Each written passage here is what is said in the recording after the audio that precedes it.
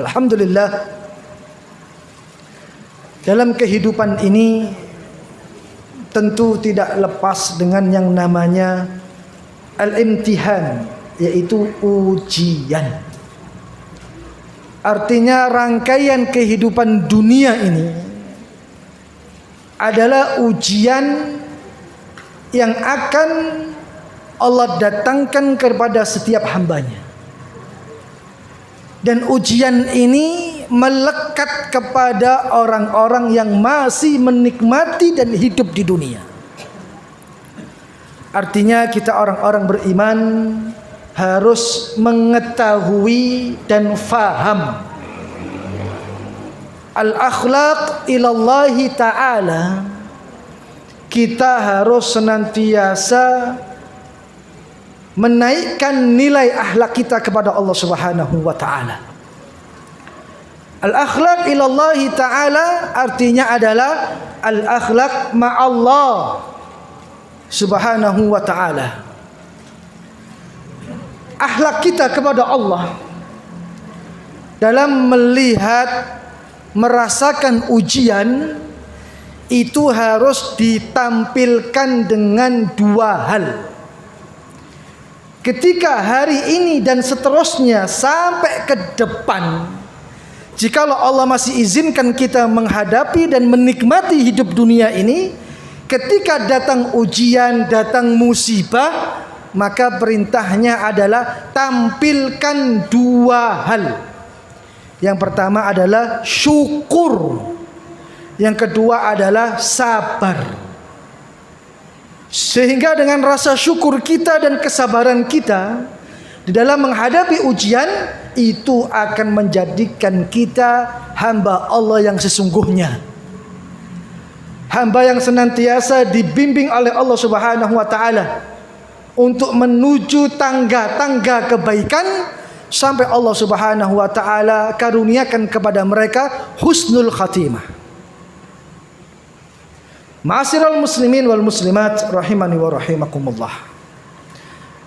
Orang beriman hendaknya mereka berpikir bahwa ujian ini menjadi salah satu sarana atau menjadi salah satu wasilah yang bisa menguatkan diri kita selaku hamba Allah Subhanahu wa taala. Ujian ini hendaknya kita jadikan sarana untuk mengukur kualitas keimanan kita. Sehingga ketika ada ujian, ketika datang musibah, kita mampu untuk menempatkan bagaimana keadaan kita selaku orang-orang yang beriman. Makanya dikatakan oleh Rasulullah sallallahu alaihi wasallam, ajaban li amril mu'min, sungguh menakjubkan dan sungguh mengherankan perkara-perkara orang beriman. Inna amrahu kullahu khair. Karena perkara-perkara orang beriman ini semua baik, tidak ada yang tidak baik. Walaisa dzalika li ahadin illa lil mu'min, dan itu tidak akan terjadi kecuali kepada orang-orang yang beriman. Ajaban li amril mu'min, perkara kita ini perkara-perkara yang menakjubkan, kata Rasulullah sallallahu alaihi wasallam. Pada sisi mana dikatakan perkara kita ini perkara yang menakjubkan? Yang pertama adalah in asabathu sarra'a syakara. Jika mereka ditimpa dengan kebahagiaan, dengan kesenangan, dengan kesuksesan, mereka bersyukur atas apa yang mereka dapatkan dan mereka rasakan. Allah Subhanahu wa taala berfirman, "Wa nabluukum bisyarri wal khairi fitnah wa ilaina turja'un." Al-ayah. Sungguh aku akan uji kalian, kata Allah Subhanahu wa taala. Yang pertama dengan keburukan. Yang kedua dengan kebaikan. Kebaikan dan keburukan ini menjadi fitnah bagi kita. Wa ilaina turja'un, dan semua itu akan kembali kepada Allah Subhanahu wa taala. Makanya perkara orang beriman yang pertama dikatakan menakjubkan adalah in asabathu sarra'a syakara. Jika mereka mendapatkan kebahagiaan, maka mereka bersyukur atas kebahagiaan tersebut. Kesehatan adalah ujian. Kesuksesan dalam karir adalah ujian. Jabatan kedudukan yang tinggi adalah ujian. Kekayaan harta dunia adalah ujian. Yang mana manusia berpikir ketika mereka dalam puncak kesuksesan karirnya, dalam puncak dunianya, seakan-akan mereka menganggap itu bukan ujian. Berapa banyak orang yang tidak mampu istiqamah berdiri di atas ujian kekayaan hartanya. Berapa banyak orang yang terjatuh, tidak bisa memanfaatkan kesehatan dalam dirinya. Ketika Allah datangkan kesehatan, hendaknya kesehatan itu mereka manfaatkan untuk ibadah. Ketika Allah Subhanahu wa taala hadirkan kekayaan pada dirinya, dari kekayaan dunia, hendaknya hartanya itu menyelamatkan mereka dari azab Allah Subhanahu wa taala. In asabathu sarra'a syakara.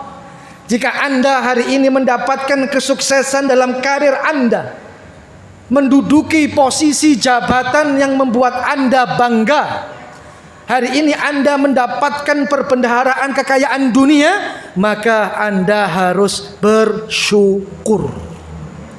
Bersyukur kepada Allah Subhanahu wa taala, tidak hanya dengan mengucapkan alhamdulillah, tapi diaplikasikan dalam bentuk ibadah. Makanya kebahagiaan itu adalah ujian. Kesuksesan itu ujian. Kekayaan itu ujian. Mampu tidak ketika Allah titipkan, sematkan ujian itu, kita mampu untuk bertahan, selalu bersyukur kepada Allah Subhanahu wa taala.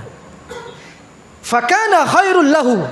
Kalau mereka ditimpa dengan kebahagiaan, kesuksesan, kesenangan, mereka bersyukur, maka itu baik bagi diri mereka. Yang pertama, ajaban li amril mu'min. Perkara orang beriman itu menakjubkan. Saya ulangi lagi, yang pertama, ketika merasakan kebahagiaan, maka dia bersyukur atas kebahagiaan itu. Bersyukur dibuktikan dengan praktek-praktek ibadah. Tidak hanya dengan kalam, dengan ucapan alhamdulillah. Yang kedua, in asabathu dharra'a sabara. Jika mereka ditimpa dengan kesulitan, ditimpa dengan kefakiran, ditimpa dengan kemiskinan, ditimpa dengan sakit, maka mereka bersabar atas ujian tersebut. Fakana khairan lahu. Kalau mereka mampu untuk bertahan, bersabar di atas kesempitan hidup, kesedihan, maka itu kebaikan bagi mereka. Ajaban li amril mu'min. Perkara orang beriman itu menakjubkan. Tidak ada yang sia-sia. Saya ulangi lagi, saya takkidkan dan saya tekankan lagi. Kalau hari ini dan kapanpun kita mendapatkan kebahagiaan, perintahnya adalah bersyukur atas kebahagiaan itu. Kapanpun dan dimanapun ketika Allah timpahkan kita kesulitan, kita diperintahkan untuk bersabar di atas kesulitan itu.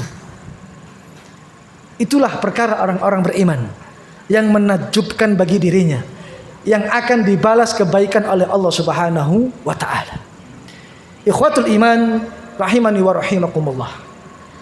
Allah Subhanahu wa taala berfirman, "Kullu nafsin dha'iqatul maut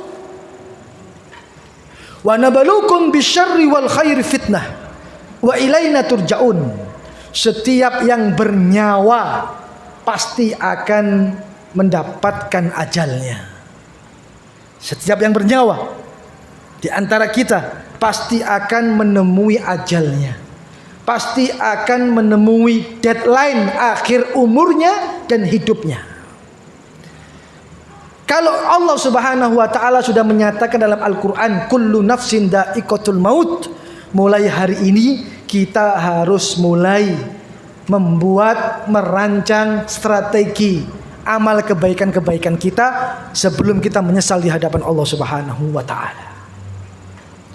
Karena dalam kehidupan dunia ini tidak boleh ada yang sia-sia, nggak boleh. Semua harus mendatangkan sisi kemanfaatan. Di dunia ini tidak ada kesia-siaan bagi orang beriman. Karena dikatakan Rasulullah sallallahu alaihi wasallam, al-kayyisu man dana nafsahu wa amila lima ba'dal maut. Orang yang cerdas, orang yang pintar, bukan orang yang tinggi kedudukannya, tinggi nilai akademiknya, tidak. Atau tinggi derajat sekolahnya, tidak. Al-kayyisu, orang yang cerdas, kata Rasulullah. Orang yang pintar, kata Rasulullah. Mereka hanya melakukan 2 amalan saja.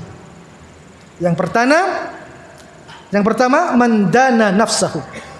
Mereka yang senantiasa memanfaatkan waktu untuk memuhasabah dirinya, mengoreksi dirinya, melihat kekurangan dirinya, melihat titik kelemahan dirinya, mengetahui bahwa dia adalah orang yang paling bodoh di antara orang-orang yang lain, sehingga mereka bermuhasabah.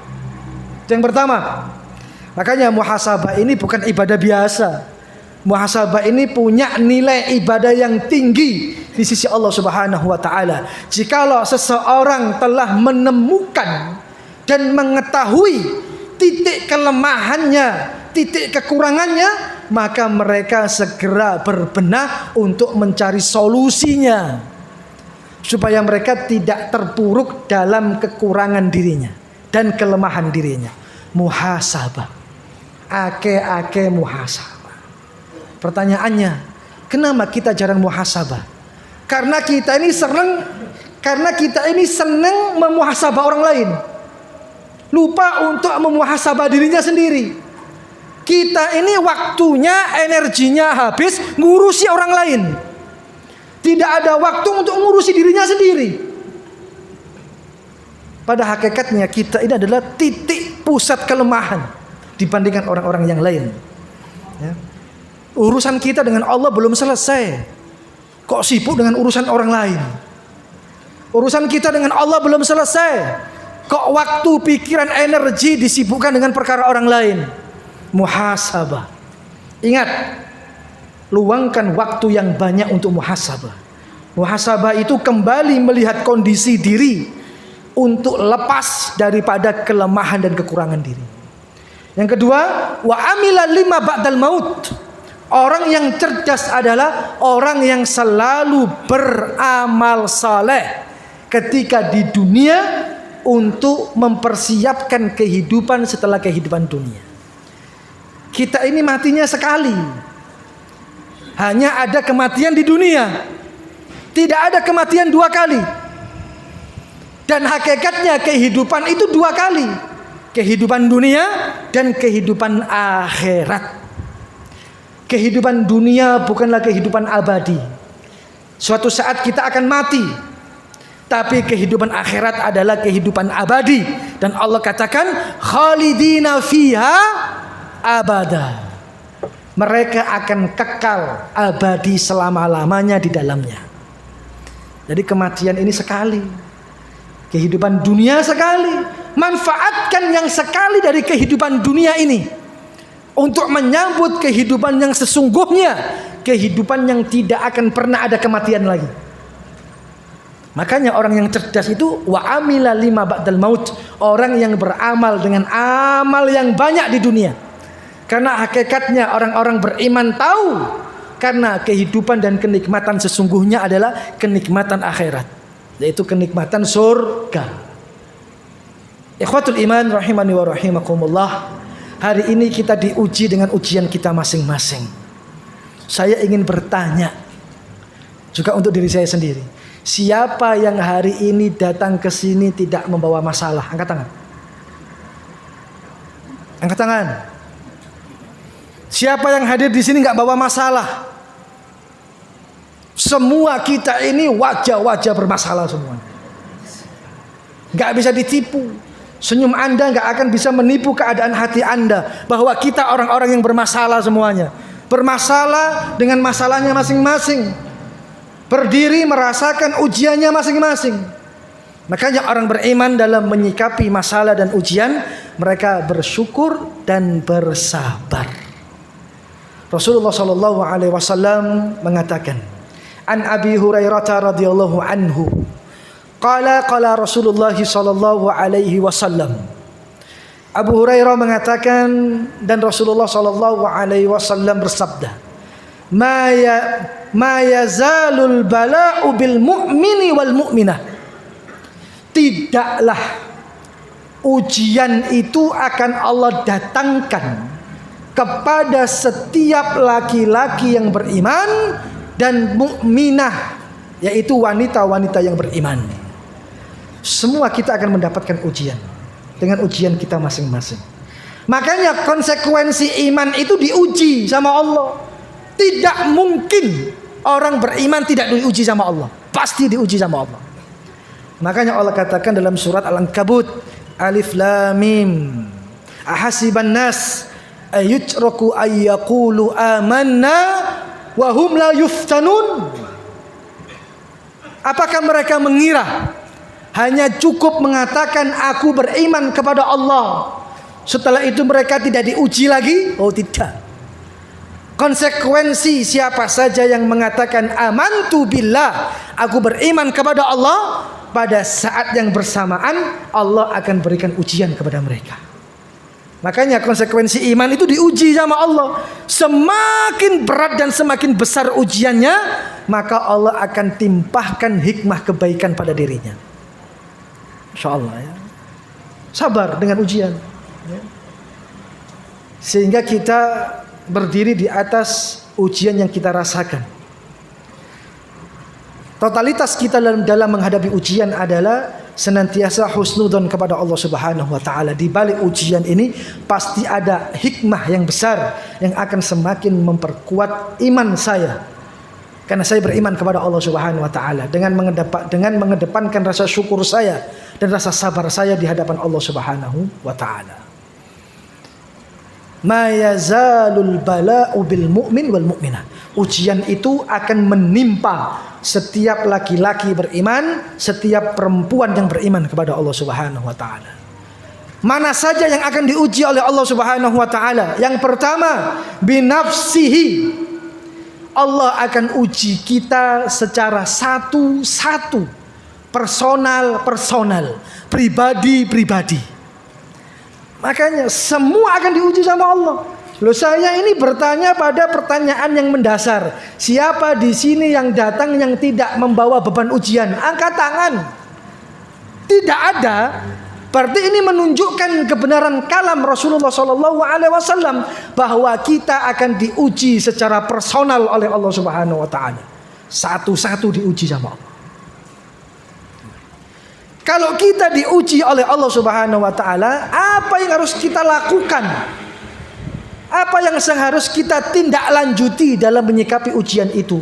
Paling tidak yang pertama, memohon dan meminta kepada Allah solusi dan jalan keluar daripada ujian yang menimpa diri kita. Bapak Ibu sekalian, ujian ini ternyata frekuensinya tetap, tapi gelombangnya bertambah. Tetap namanya ujian, tapi ujian ini kok setiap hari kadarnya gak berkurang, kok semakin bertambah. Kalau dipikir secara logika, terkadang orang itu jika lepas dari satu ujian, mereka akan bahagia. Kita kalau diuji sama Allah, bisa melewati satu fase ujian itu, kita kira-kira puas dan senang tidak? Senang, alhamdulillah. Ujian telah melewati diri saya. Dia lupa Ketika satu ujian lepas, bisa jadi Allah datangkan 2, 3, 4, 5 ujian berikutnya. Mereka lupa ketika mereka mampu melewati satu ujian, Allah akan berikan 1, 2, 3, 4, 5 ujian yang mungkin lebih berat daripada ujian yang pertama. Kita ini gak pernah lepas dari ujian. Bahkan orang menganggap ujian di dunia ini adalah ujian yang pertama dan yang terakhir. Bahkan tidak sedikit orang-orang yang menikmati kehidupan dunia ini ketika diuji sama Allah dan tidak mampu melewati ujian itu, terkadang mereka mengambil jalan pintas dengan bunuh diri. Kita menyaksikan di masyarakat, kita menyaksikan ya, apa yang dilakukan oleh masyarakat. Sebagian daripada mereka ingin mengakhiri hidupnya hanya karena berpikir ingin mengakhiri ujian hidup dunianya. Kan gitu Pak ya. Selesai tidak? Enggak selesai. Ujian dunia ini ujian yang nanti akan dibawa dan dipertanggungjawabkan di kehidupan selanjutnya. Yang tadi di awal saya sampaikan. Allah katakan, "Faman ya'mal mithqala dzarratin khairan yarah, wa man ya'mal mithqala dzarratin syarran yarah." Yang sedikit kebaikan akan dibalas kebaikan oleh Allah, yang sedikit kejahatan atau keburukan akan dibalas kejahatan oleh Allah Subhanahu wa taala. Di dunia ini permulaan kita diuji oleh Allah Subhanahu wa taala. Makanya disifati ad-dunya darul amal. Dunia ini memang tempat untuk beramal. Jangan pernah hitung-hitungan amal di dunia, itu bukan tempatnya. Wal akhirah darul hisab. Akhirat itu adalah di mana dihitungnya amal seseorang. Ad-dunya darul amal, dunia diciptakan untuk kita beramal. Akhirat diciptakan untuk menghitung amal kita di dunia. Makanya masing-masing ada balasannya. Jangan pernah berpikir ingin lari daripada ujian selama hayat masih dikandung badan. Selama roh belum berpisah dari jasadnya, maka sejauh itu ujian akan kita rasakan. Itu yang harus kita paham. Makanya mengakhiri hidup menghadapi ujian dunia bukan solusi. Bunuh diri, selesai. Kita bayangkan tidak berapa lama kita akan hidup di alam barzah. Berapa lama kita akan hidup di alam barzah? Mungkin beribu-ribu kali lipat waktu lamanya daripada kehidupan dunia. Kehidupan dunia itu paling lama berapa tahun sih Pak? A'maru ummati ma baina 60 ila 70, kata Rasulullah, au kama qala, umur umatku ini antara 60 sampai 70 tahun saja. Yang 60 siap-siap. Yang 70 lebih waspada. Karena umur umat Rasulullah enggak lebih daripada itu. Kalau Anda minta kepada Allah untuk lama kehidupan dunia, Anda ingin minta umur berapa Pak kira-kira Pak? Berapa Pak? 100. Mau apa dengan umur 100 tahun? 100 tahun? Kurang Pak Ustadz, saya ingin 200 tahun. Dengan 200 tahun mau apa Anda? 80 tahun udah pekon. Kok mau 100 tahun? Tambah nyusahkan orang lain. Mau berapa lama Anda hidup di dunia? Ya, paling lama orang mungkin ada yang umurnya 120 tahun. Apa yang mampu mereka lakukan? Gak bisa apa-apa. Kehidupan dunia adalah kehidupan sebentar. Coba Anda kolerasikan berapa lama kehidupan alam barzah. Tanpa batas. Sampai Allah Subhanahu wa taala bangkitkan kita. Yang dikatakan yaumul ba'ts, hari kebangkitan. Fa idza nufikha fis suri fatatuna afwaja, kata Allah. Ketika sangkakala yang kedua ditiupkan, dibunyikan, maka seluruh umat manusia dari awal penciptaan sampai akhir penciptaan akan menghadap Allah Subhanahu wa taala. Anda tahu enggak berapa lama alam barzah kepada yaumul ba'ts? Alam kubur sampai hari kebangkitan. Lama sekali. Berapa banyak saudara-saudara kita yang hari ini tertanam jasadnya, merasakan kehidupan alam barzah, menanti datangnya hari kiamat. Lama. Ratusan tahun, ribuan tahun. Makanya doa orang-orang beriman di alam barzah itu satu kan. Apa doanya? Ya Rabb aqim sa'ah. Ya Allah, cepat tegakkan hari kiamat, kata mereka. Karena kami sudah nggak sabar untuk masuk surga. Itu doa orang-orang beriman di alam barzah. Kehidupan yang lama. Terus kehidupan yaumul mahsyar. Ketika kita sudah dibangkitkan, amal kita satu-satu dicana oleh Allah Subhanahu wa taala. Saya tanya sama Anda, berapa lama kita menanti alam mahsyar? Berapa lama kita berdiri di yaumul mahsyar? Berapa lama? 1000 tahun? 5000 tahun? 10.000 tahun? 100.000 tahun? Mungkin. Wallahu taala a'lam. Allah yang tahu. Ketika satu-satu dari kita mempertanggungjawabkan amalnya. Yang satu dengan yang lain tidak akan pernah kenal. Suami gak akan kenal istrinya. Istri gak akan kenal suaminya. Anak tidak akan mengenali kedua orang tuanya. Orang tua tidak akan kenal anaknya. Itulah yang dikatakan oleh Allah dalam Al-Quran, sya'nu yughni. Semua disibukkan dengan urusannya masing-masing. Yaumul mahsyar. Ketika Allah dudukkan kita untuk mempertanggungjawabkan amal di dunia. Waktunya tidak terbatas. Yaumul mahsyar selesai. Ujian belum selesai. Allah akan bagikan rapot-rapot amal kita. Ketika rapot itu sudah diterima, yaumus syirat, kita harus melewati sirat untuk menentukan langkah kita berikutnya. Ujian di dunia ini belum ada apa-apanya.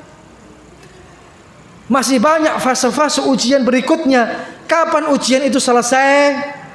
Ketika kaki kita sudah menginjakkan tanah surga. Selesai. Zahaba anal hazan. Semua kesedihan, semua kepenatan akan hilang ketika kaki kita sudah menginjakkan tanah surga. Selesai. Kalau kaki kita belum menginjakkan tanah surga, ujian yang sesungguhnya selalu menyertai kehidupan kita. Jadi kehidupan dunia ini bukan kehidupan yang selama, kehidupan sebentar, disertai dengan ujian-ujiannya. Engkau akan diuji oleh Allah, hei laki-laki yang beriman, perempuan yang beriman, binafsihi, dengan dirinya masing-masing. Ujian Anda beda dengan ujian saya. Ujian Bapak beda dengan ujian Anda. Ujian Bapak dengan ujian Anda berbeda. Tapi orang beriman bagaimana menyikapi dan menghadapi ujian. Itu yang pertama. Yang kedua, wawaladihi. Kalau saya bahasakan, kita ini akan diuji oleh anak-anak kita. Hei orang tua yang sudah memiliki keturunan, sudah punya anak, jangan lupa Anda ini akan diuji oleh anak-anak Anda. Makanya Nabi Nuh alaihissalam diuji oleh anak dan istrinya. Nabi Lut alaihissalam diuji oleh anak dan istrinya. Dan kita orang tua akan senantiasa diuji oleh anak-anak kita. Berapa banyak orang tua menyesali dirinya, menyesali nasibnya yang tidak mampu untuk menghantarkan anaknya menjadi anak yang saleh dan salehah. Berapa banyak orang tua yang menangis, meneteskan air mata, menyesali dirinya tidak mampu menghantarkan anaknya untuk mengenal agamanya, untuk mengenal Tuhannya, untuk mengenal nabinya, nggak tahu. Jadi Anda akan diuji dengan anak-anak Anda. Kita akan diuji oleh anak-anak kita. Mampukah kita melewati ujian itu? Makanya dikatakan ya ayyuhalladzina amanu qu anfusakum wa ahlikum nara. Ada keterkaitan keluarga satu dengan yang lain. Bahkan dikatakan oleh Rasulullah sallallahu alaihi wasallam, istri-istri itu akan menggugat suaminya nanti di hadapan Allah Subhanahu wa taala, bukan di KUA. Nanti di hadapan Allah, istri-istri kita itu akan menggugat kita selaku suaminya. Apa gugatan istri kepada suaminya nanti di hadapan Allah? Ya Rabb, ya Allah, aku menggugat suamiku. Dulu suamiku di dunia hanya mencukupkan aku dengan nafkah saja, hanya memberi aku makan saja, hanya mencukupi fasilitasku saja dengan kendaraan, dengan rumah. Tapi suamiku wala yu'adzibani, tidak pernah mengajarkan, gak pernah mengenalkan aku tentang Islam. Sehingga jangan salahkan aku, salahkan suamiku. Itulah gugatan istri kepada suaminya. Makanya jangan masuk surga sendiri, Pak. Akan diuji oleh harta-harta kita. Yang kaya dengan hartanya, jangan merasa selamat hanya menikmati saja. Allah akan tanya, la tazalu qadama 'abdin yaumal qiyamah hatta yas'ala an arba'. Kaki seseorang tidak akan bergeser di hadapan Allah Subhanahu wa taala sampai dia menjawab 4 pertanyaan dari Allah Subhanahu wa taala. 4 pertanyaan itu salah satunya adalah Allah akan tanya, dari mana hartamu dan untuk apa engkau fungsikan hartamu. Ditanya sama Allah, duitmu gaya apa? Kowe golek duit iku oleh teko endi? Lah, ditanya sama Allah. Makanya hisapnya orang kaya itu lama. Ya, diaudit satu-satu sama Allah. Mobilmu sing merek iki tuku teko endi duwe iki? Takoki be Allah. Orang kaya itu hisapnya lama, Pak, ditakoki siji-siji sama Allah. Ya. Wis, masalah mobil satu selesai. Ya, mobilmu sing iki tuku teko endi iki? Duwe teko endi? Nah, jawaban dari Allah. Digertak sama Allah, Pak. Ya grogi-grogi itu kan. Ya selesai sing iki. Nah, sing mobil Alphard iki awakmu oleh teko endi iki? Takoki. Omamu ana 10, omah ndek Karanganyar oleh teko endi? Sing ndek Jaten iku. Lho, sing ndek Karangpandan oleh teko endi dhuwitmu iku? Tanya satu-satu. Orang kaya itu hisapnya lama supaya ada titik temu dan Allah tidak akan menzalimi hambanya. Nah, wong melarat itu hisapnya cepat, Pak. Boleh kan sing ditakoki. Apa kan? Orang melarat itu sudahlah untuk masuk surga hanya bermodalkan iman, syukur dan sabar saja. Selesai sudah. Allah akan angkat derajatnya untuk masuk surga. Satu-satu ditanya orang kaya itu. Makanya Anda akan diuji dengan harta Anda. Dari mana harta itu didapatkan dan untuk apa harta itu difungsikan. Karena banyak orang-orang jatuh dalam kemaksiatan dan dosa dengan menggunakan harta kekayaan sebagai sarana. Nggih mboten, Pak? Iya. Maksiat dengan hartanya, berbuat dosa dengan hartanya, karena dia menganggap harta adalah fasilitas segala-galanya. Oh tidak, 1 rupiah yang kita gunakan, kita fungsikan akan ditanya oleh Allah Subhanahu wa taala. 1 rupiah itu, Pak, nggak lepas daripada pandangan Allah Subhanahu wa taala, dan hartamu akan dipertanggungjawabkan di hadapan Allah Subhanahu wa taala. Ikhwatul iman rahimani wa rahimakumullah. Yang terakhir, Abdurrahman bin Auf, sahabat Rasulullah Shallallahu Alaihi Wasallam, termasuk salah satu sahabat yang dikasih hikmah kekayaan oleh Allah Subhanahu Wa Taala. Abdurrahman bin Auf. Abdurrahman bin Auf dia pernah mengatakan, ketika dulu kami bersama dengan Rasulullah Shallallahu Alaihi Wasallam dan kami diuji dengan kemiskinan, kelaparan, kami mampu untuk bersabar. Kata Abdurrahman bin Auf. Kan dia sahabat yang dengan Rasulullah Shallallahu Alaihi Wasallam saksi hidupnya, menceritakan satu kisah ketika dia bersama dengan Rasulullah Shallallahu Alaihi Wasallam.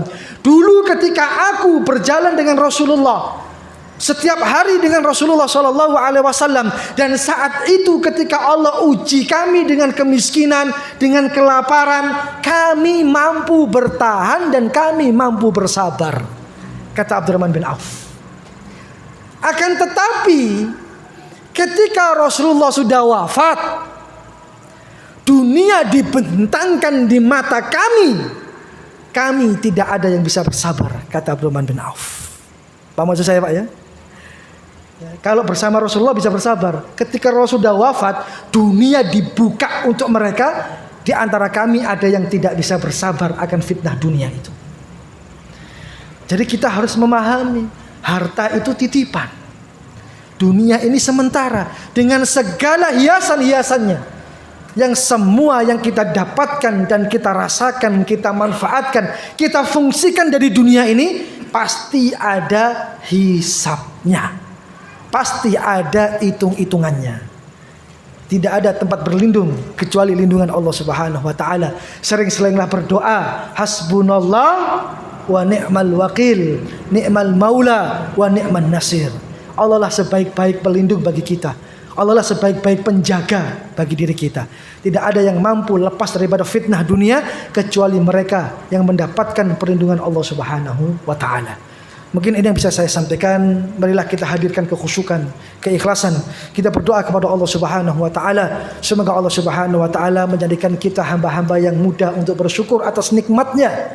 Semoga Allah jadikan kita hamba-hamba yang mudah untuk bersabar dalam menghadapi ujian.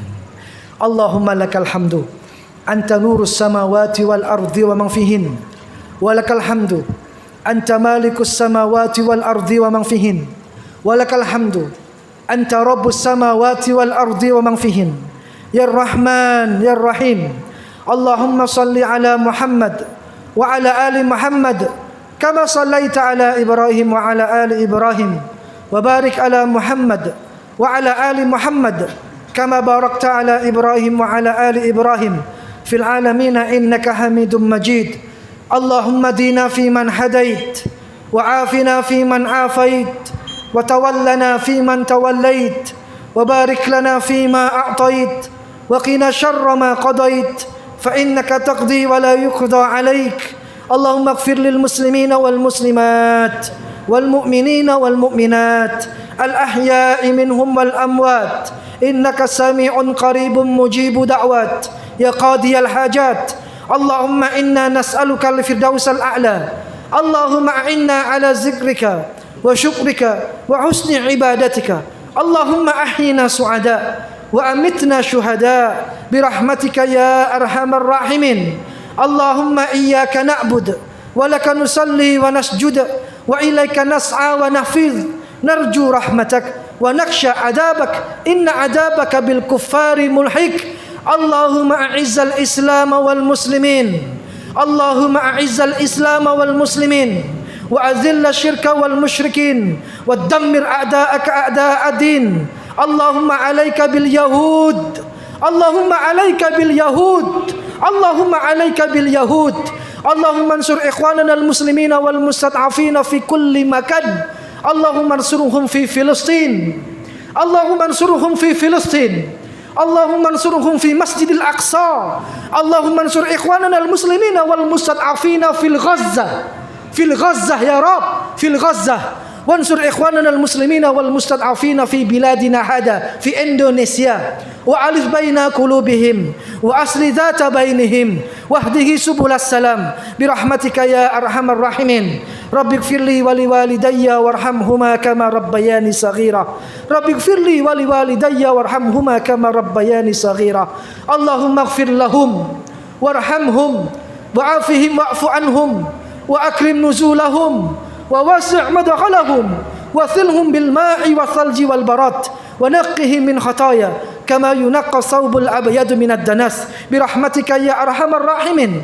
اللهم اشف مرضانا ومرضى المسلمين شفاء عاجلا شفاء لا يغادر سقما برحمتك يا أرحم الراحمين. اللهم تقبل منا صلاتنا وتقبل منا قيامنا وتقبل منا صيامنا وتقبل منا ركوعنا وتقبل منا سجودنا وتقبل منا دعاءنا وتقبل منا تلاوتنا من القرآن برحمتك يا أرحم الراحمين. اللهم إنا نسألك علما نافعا. اللهم إنا نسألك علما نافعا ورزقا طيبا وعملا متقبلا برحمتك يا أرحم الراحمين. ربنا هب لنا من أزواجنا وذرياتنا قرة أعين واجعلنا للمتقين إماما. ربنا لا تزغ قلوبنا بعد إذ هديتنا وهب لنا من لدنك رحمة إنك أنت الوهاب. ربنا لا تؤاخذنا إن نسينا أو أخطأنا. ربنا ولا تحمل علينا إصرا كما حملته على الذين من قبلنا. ربنا ولا تحملنا ما لا طاقة لنا به واعف عنا واغفر لنا وارحمنا أنت مولانا فانصرنا على القوم الكافرين برحمتك يا أرحم الراحمين. اللهم إنا نعوذ بك من عذاب جهنم.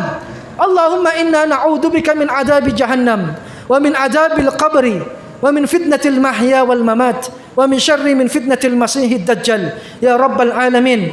اللهم لا سهل إلا ما جعلته سهلا وأنت تجعل الحزن إذا شئت سهلا. سهل لنا أمورنا وارحمنا برحمتك يا أرحم الراحمين.